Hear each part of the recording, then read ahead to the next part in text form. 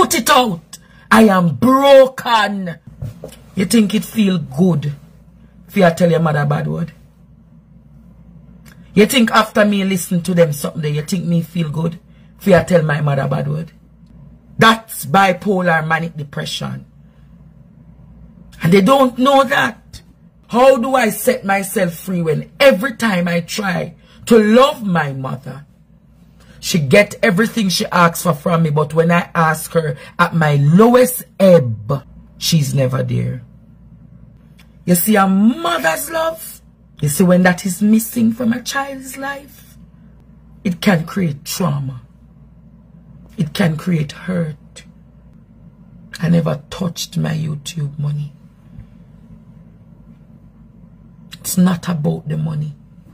It's about the principle that they all knew that I had never touched my money. I come to you with a clean conscience. I have not been on medication almost 4.5 years now. And I've been doing well. I take my mood stabilizers from time to time when my doctor realizes that I'm getting too extreme or too high. Yes, Dr. Nesbitt, a very loyal woman to me. And Dr. Nesbitt knows when I need to get my medication. She knows when I need to get an injection. Just by talking to me, she knows when I'm getting too high, when I'm getting too low, etc. I was okay, Jamaica, until the 5th of August when I was triggered with the news that Heather Moiston died. That triggered me. It triggered me. And a lot of the people around me don't understand what it means to be bipolar. They hear it, but they don't understand it. I got triggered. Haven't gotten a trigger since 2017 of that magnitude, when I was naked in half a tree. And that death made me trigger to a point that everything around me got affected. People don't understand when I talk. People don't understand when I start to hallucinate. People don't understand when I start seeing my visions. People don't understand when I start hearing the voices. People don't understand when I don't sleep. People don't understand when I don't eat. People don't understand when I don't bathe. People don't understand when I don't care. People don't understand that I don't care and I'll go to the extreme. And what is needed in that time is people who care. What is needed in that time, is people who actually care, that can help you find back the true you. So my eyes starting to get wild. I'm starting to move slow. I'm starting to do these things, and on top of that came a series of activities that I was not prepared for. On top of that came a series of activities that I was never prepared for. So how was I judged?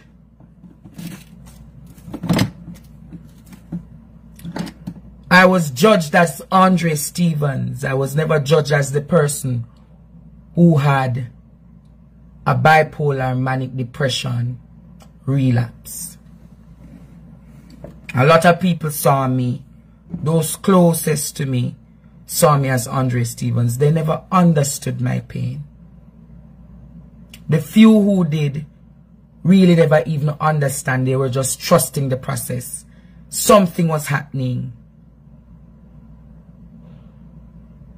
and they never knew how to manage it.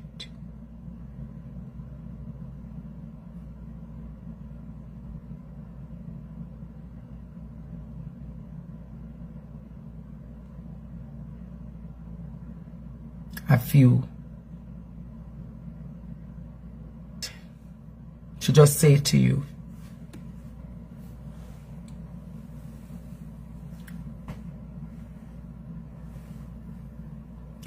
mental health is real. Mental health is real. And somebody you know might suffer from mental health struggles. My pain was real. My hurt was real. My agony was real. My tears were real. My cry for the death of Heather Moyston, so real. I had to man up, I had to firm up that. One, I have people that I must answer to. That is called my audience and my viewers. So, I am not given the chance and the luxury anymore to be Andre Stevens. I have to be Andre Stevens, the teacher and the professor. So if I want to react, remember, you have to slave your platform. Remember, you have to do this. Remember, you have to do that. I don't have the response. I have responsibilities to everyone. But only a few were there to help me through the process. And some of the people who I expected to be by my side were never there. My mother, never there. So when I recognized that Heather is gone, and I expected my mother, Suzette, to fill that gap, and even showed compassion and care and being around, you know who took that position? Auntie Claudia. Sashi, Tanya, Josette, Dr. Nesbitt, Karen Harriet, Chantel, Nerissa, Apostle Karine Gregory. So, my mother not being around further gave me another relapse. Not seeing her, not hearing her, not even, and Mama Janet. Mama Janet. And that really crushed me. Other things crushed me, but you see, a mother's love, you see, when that is missing from a child's life, it can create trauma. It can create hurt. And it did create trauma. And it created hurt. You think it feel good if you tell your mother a bad word? You think after me listen to them something, you think me feel good if you tell my mother a bad word? But did you understand the point, and did you understand the pain, and did you understand my hurt or my suffering? Did you understand my wrath when you heard your mother just never showed up? When your mother has just not showed up. Your mother don't show up. She never show up. She never call. She never prayed. She never show up. She never call. She never pray.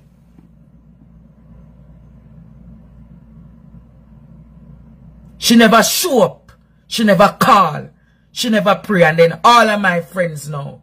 Andre ignore her. Andre this, Andre that, Andre that. They still haven't understood that if I don't speak about it, or if I don't do therapy, or if I don't have somebody to talk about it, that's bipolar manic depression. And they don't know that. So I am told you can't talk about it in public.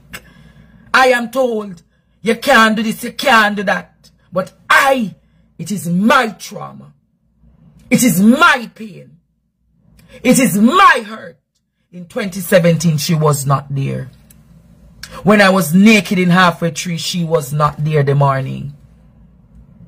And when I was naked, the 9th of September, this year, naked, she was not there. So the third time, I can safely say she would not be there. Never the day in a Halfway Tree when I was beaten up and nearly killed.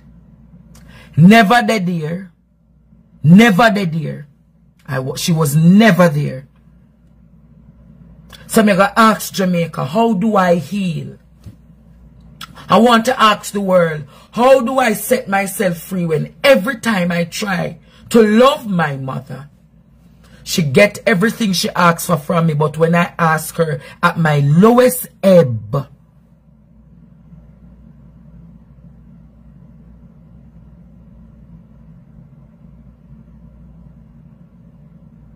she's never there. Want to know how I feel about that? Want to know how I feel about that? And the bloggers will never put this out, or them not gonna put this out. But I want the bloggers, just as how you put it out that Andre cussed his mother, put out the next side of the story of how Andre suffered for 32 years without a mother's love. May I ask you to put it out. Put it out. Put it out. I am broken. When we see Josette and her family, I feel so envious of them. When I see Auntie Claudette, I deal with Miracle and her family and her husband and her other children. I feel envious. When I see Tanya dealing with Courtney Greaves, I feel so envious and bad mind. When I see every other mother, I deal with them picnic. And everybody have to just give me second love. Just a feeling. When me can't take up my phone and call my mother and say, Mommy, this happened to me. Who them know my pressure when me see Sasha deal with her picnic them. I don't have that love. Everybody has been a second mother. I don't have a first mother. Heather Moyston was that first mother who is always there to listen and to give support.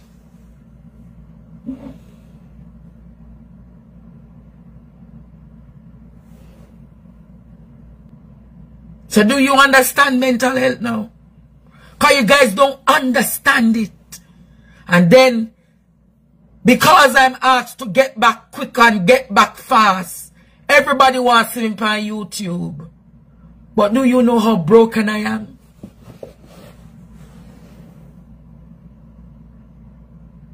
Everybody wants to see me. Do you know how broken I am?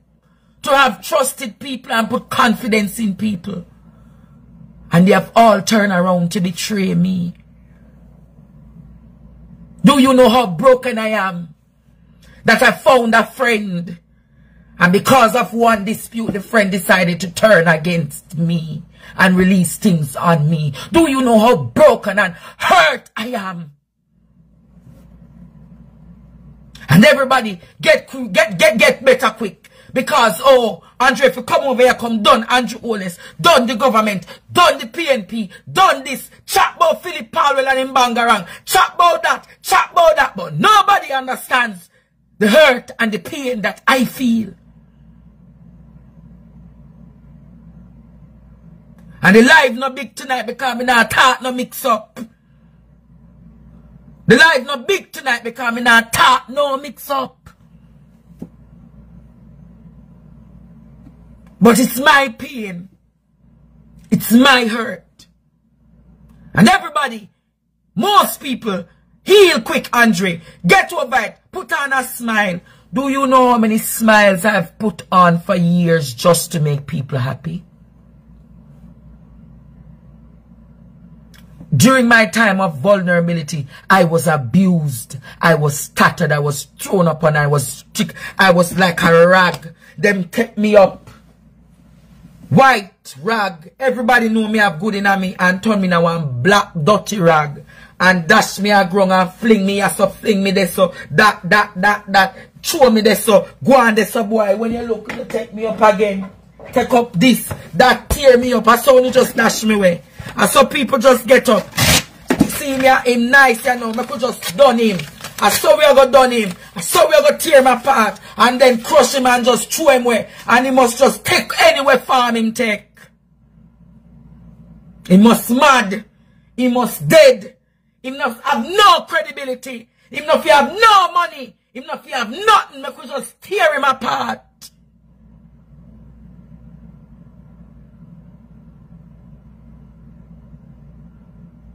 That's what Andre Stevens was to do. That was what they wanted to do to me. And that's why I'm so hurt. Because everybody, Andre, I care for you. Andre, want to see you better.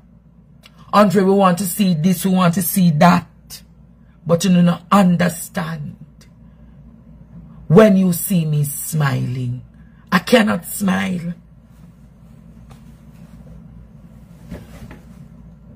Do you understand that when I turn on this camera, it takes me half hour to put on a smile?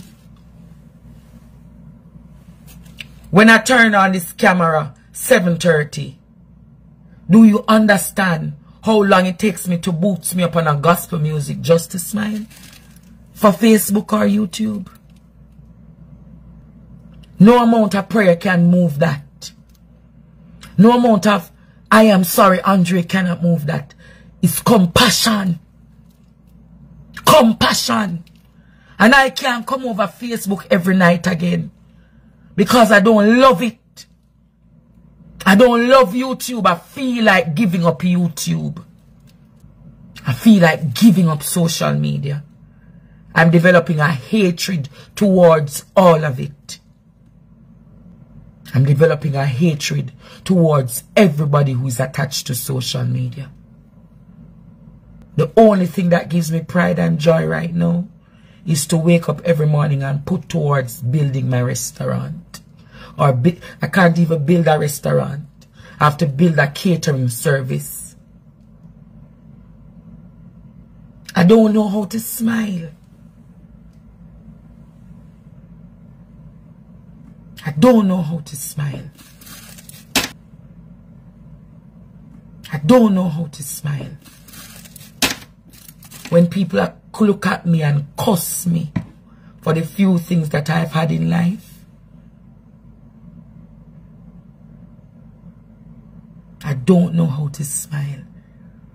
When I smile, I am so much nervous. Me can't smile because my teeth them out, and when my teeth them out, see there, teeth them out, see there, teeth out, teeth come out. Because of diabetes and because I never able to manage myself properly over the years. And when people look at me and say, go put in your teeth, them this and that and Rayante. And I advocate for so many people. I advocate for so many people. I stand up for justice for so many people. And when I was at my lowest ebb, I could call on my finger, count on my finger. How many of them call to say, Andre, are you okay? But many celebrated my defeat. Many celebrated when everything was on social media a month ago. Many celebrated. Many laughed at me. Many say, yes, man. Good for the fucker that we want to reach him. We're going to cancel him and destroy him. For all that I sat down for almost a year and a half, for all the abuse I take from this home, The abuse I take in this home. 2 women beat me up. Just that one day I can be better off. Many laughed at me. Many jeered me. It was never about the money. But you know I'm hurt about my money. I had a plan for my money. You know what the plan was?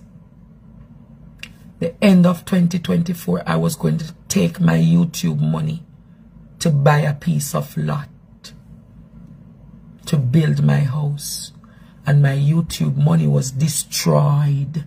That's why I'm hurt. I never touched my YouTube money. It's not about the money. It's about the principle that they all knew that I had never touched my money. I was going to look at it one day and say, I want to buy a piece of lot to build my house, build my restaurant. I never touched a dollar from it.